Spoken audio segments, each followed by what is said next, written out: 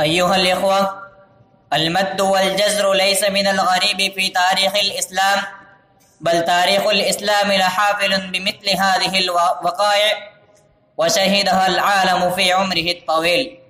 وإنني أنادي الطالب من الفرع الأول محمد التانيواري أن يتفضل مشكورا وينثر اللآلي واليواقيت.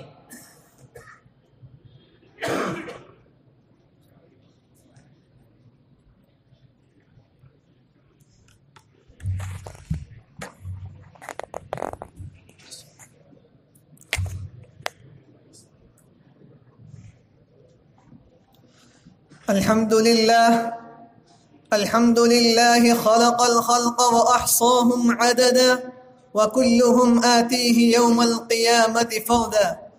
والصلاة والسلام على أشرف الأنبياء والمرسلين الذي أشاد منار الإسلام وأحكمه في بنيانه ودعاهم إلى الحق سرا وإعلانا، كسر للشرك أصناما وهدم أوثانا. وعلى آله وأصحابه الذين أناروا منارة الإسلام وبلغوا الدعوة الإسلامية مشارق الأرض ومغاربها، وعلى من تبعهم بإحسان إلى يوم الدين. أما بعد، رئيس الحفل المبجل وضيفنا المعظم الذي حضر فينا كضيف خاص بعدما قطع مسافة طويلة ليرشدنا إلى خصائص اللغة العربية ومزاياها وطرق الاستفادة منها في ضوء تجاربه سنين، وأساتذتنا المكرمين الذين بذلوا لنا عنايتهم عناية فائقة، وزملاء المتغذدين بين أحضان العلم والمعرفة. والمعلوم لديكم أن مدرستنا الحبيبة ما عقدت هذه الحفلة المباركة إلا لتشجيع الطلاب وتشويقهم إلى اللغة العربية وأدبها. فبهذه المناسبة السارة أنني أريد أن ألقي أمامكم خطبة صغيرة حول موضوع المد والجزر في تاريخ الإسلام. أيها الإخوة في الله، كان العرب قبل الإسلام أمة كادت تكون منعزلة عن العالم، قد فصلتها عن العالم المتمدن المعمور البحار من 3 جوانب وصحراء من جانب، وكانت من الانحطاط والانقسام والزرد والخمول بمكان لا تطمع فيه حينا من الدهر إلى غزو البلاد، ولا تحلم بالانتصار على الدول المجاورة لها في المنام، ولا تحدث به يوما من الأيام.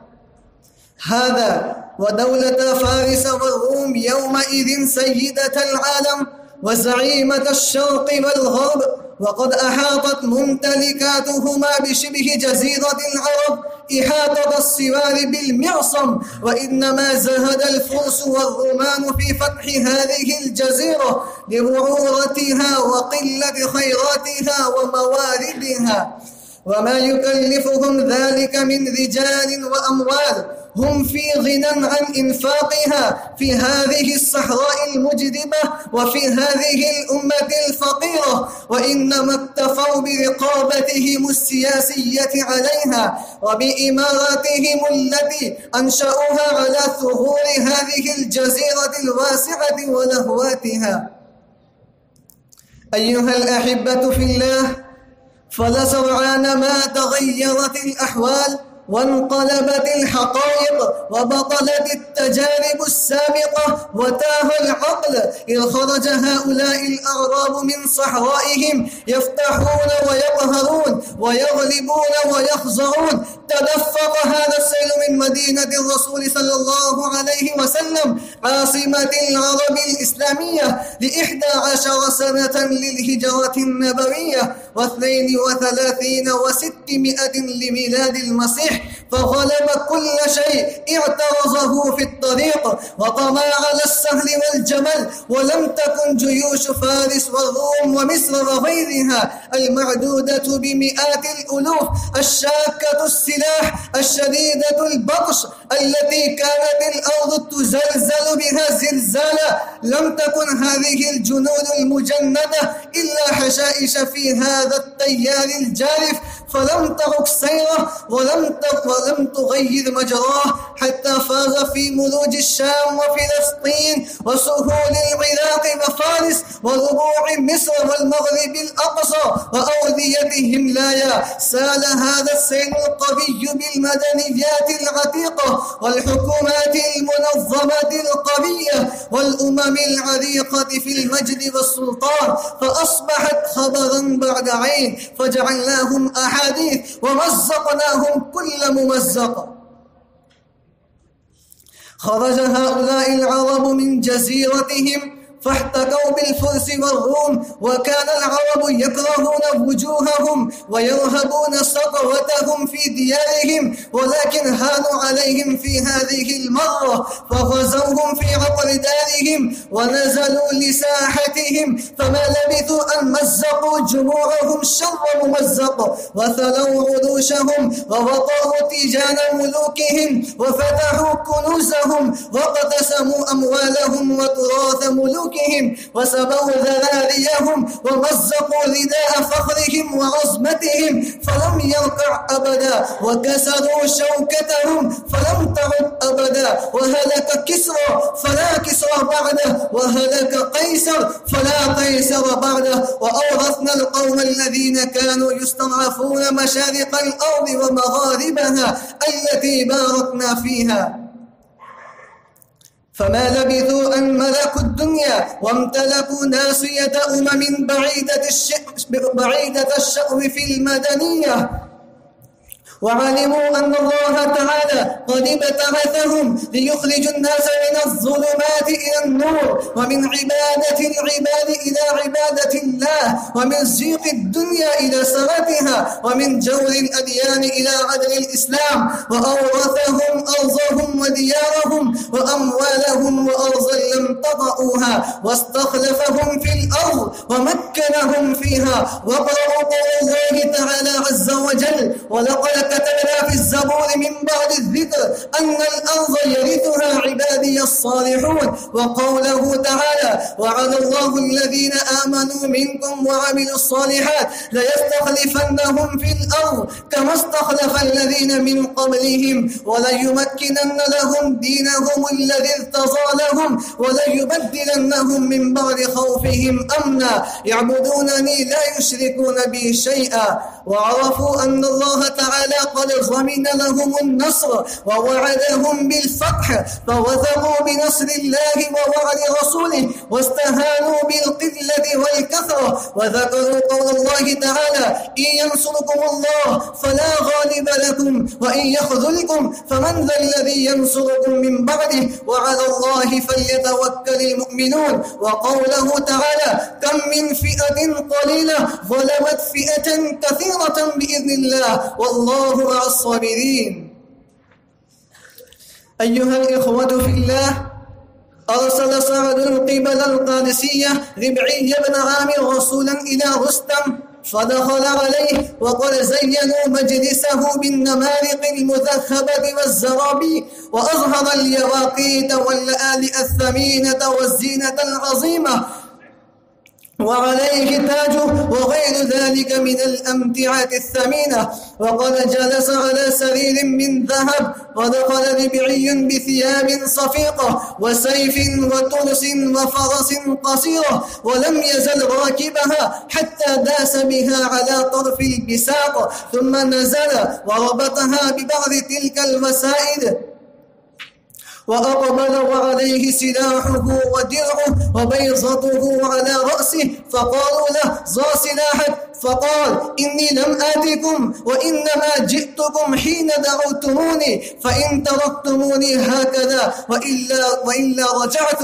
فقال رستم: ائذنوا له. فأقبل يتوكل على رمحه فوق النمارق فخرق عامتها. فقالوا له: ما جاء بكم؟ فقال: الله ابتعثنا لنخرج من شاء من عبادة العباد إلى عبادة الله، ومن ضيق الدنيا إلى سعتها، ومن جور الأديان إلى عدل الإسلام، فأرسلنا بدينه إلى خلقه لندعوهم إليه، فمن قبل ذلك قبلنا منه ورجعنا عنه، ومن أبى قاتلناه أبدا حتى نفضى إلى موعود الله. فقالوا له: وما موعود الله؟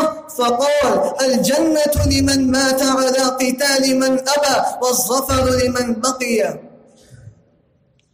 أيها الإخوة في الله، كان من أكبر أنصار المسلمين أخلاقهم العالية وسيرتهم الملكية، فكانوا يمتازون بها ويعرفون بها أينما رحلوا ونزلوا. وكانت هذه الأخلاق طليعة جيوشهم تسخر لهم القلوب والنفوس وتشرح لهم الصدور قبل أن تعمل سيوفهم ورماحهم ونبالهم. والذين كانوا يشهدونها ويجذبونها كانوا يشهدون أن هؤلاء سيغلبون ويملكون الدنيا، وأن الفرق بينهم وبين أقرانهم كالفرق بين البهائم والملائكة. ولما طال على المسلمين الأمد وقست قلوبهم ونسوا وتناسوا ما لأجله بعثهم الله على كثرة من الناس وتوافر من الأرض، وهو قوله تعالى: كنتم خير أمة أخرجت للناس تأمرون بالمعروف وتنهون عن المنكر وتؤمنون بالله. ونسوا ما لأجله خرجوا من جزيرتهم فهانوا إذن على الله مع أسمائهم الإسلامية، ورغم وجود الصالحين فيهم وظهور بعض الشعائر الدينية والواجبات الشرعية في بلادهم، وهانوا على الناس رغم مملكتهم الواسعة وجيوشهم الكثيفة وخزائنهم العامرة، ورغم تقدمهم في الحضارة ومظاهرها الكثيرة، فقل إكرام الناس لهم وهيبتهم إياهم. فلم يزدد المسلمون إلا ضعفا، ولم تزدد أخلاقهم على مر الأيام إلا انحطاطا وتدهورا، ولا أحوالهم وشؤونهم إلا فسادا، حتى أصبحوا في فجر القرن 17 الهجرية أمة جوفاء لا روح فيها ولا دم. وحق عليهم قول النبي صلى الله عليه وسلم: يوشك الأمم أن تداعى عليكم كما تداعى الأكلة إلى قصبتها. فقال قائل: أو من قلة نحن يومئذ يا رسول الله؟ قال: بل أنتم يومئذ كثير ولكنكم غثاء كغثاء السيل، ولينزعن الله من صدور عدوكم المهابة منكم وليقذفن في قلوبكم الوهن. فقال قائل: وما الوهن يا رسول الله؟ فقال: حب الدنيا وكراهية الموت. أيها المستمعون الكرام، لقد ثبت مما ذكرناه أن المد والجزر في تاريخ الإسلام وأحوال المسلمين تابعان للمد والجزر في الإيمان وقوة معنوياتهم التي تنبثق من الدين، وأن منبع قوة هذه الأمة في باطنها وهو القلب والروح. فإذا عمر القلب بالإيمان بالله ورسوله واليوم الآخر وتزكت الروح بتعاليم الدين والأخلاق الإسلامية وجاز الصدر بالحمية العملية الدينية جيشان المرجل، وأخذ المسلمون عدتهم من القفة المادية وأعدوا للعدو ما استطاعوا، وأدركوا ما عليه العالم من جور وظلم ومن جهالة وسفاهة وضلال في الدين والدنيا، وعلموا أن الزمان قد استدار كهيئته يوم جاء الإسلام، والعالم قد عاد جاهليا كما بدأ. ظهر الفساد في البر والبحر بما كسبت أيدي الناس، فانعطفوا عليه فسعوا به يطفئون النار التي عمت الدنيا، ونسوا في سبيل ذلك لذاتهم، وتقدر عيشهم، وطار نومهم، وجنت جنونهم، فعند ذلك يتحولون قوة خارقة للعالم لا يغلبها العالم ولو سعى بأسره وجميع شعوبه وجنوده ودوله. ولقد سبقت كلمتنا لعبادنا المرسلين إنهم لهم المنصورون وإن جندنا لهم الغالبون. ولا تهنوا ولا تحزنوا وأنتم الأعلون إن كنتم مؤمنين. وبهذه الكلمات أكتفي، والسلام عليكم ورحمة الله.